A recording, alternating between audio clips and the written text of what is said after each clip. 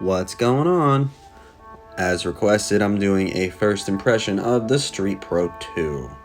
So, join me on this little ride, and we'll talk about how it differs from the Enduro that I had on this GT, and what the initial thoughts are as I'm playing around and getting to know this tire.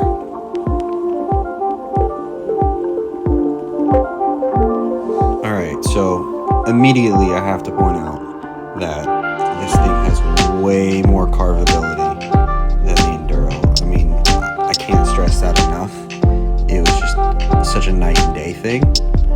As far as terrain, I'm normally a street rider, but I do like to play in some grass patches. And I was a little nervous that it was going to be a bumpier ride, when in fact it was a much smoother and just floatier ride in general.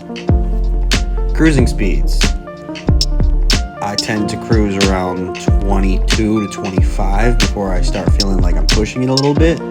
And right around here, I'm kind of smiling because I noticed I was hitting 27 without even really feeling stressed out. So the lighter compound on this thing and just the feel of it make a huge difference.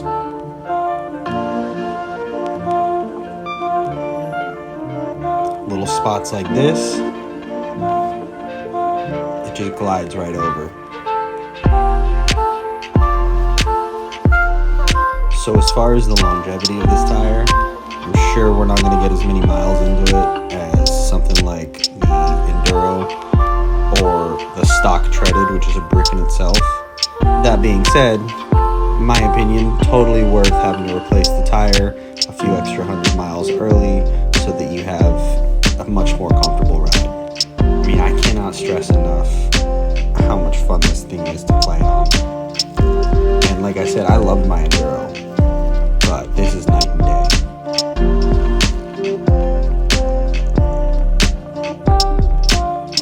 Some people talk about the GT being a little heavy and hard to maneuver around corners. This tire changes that.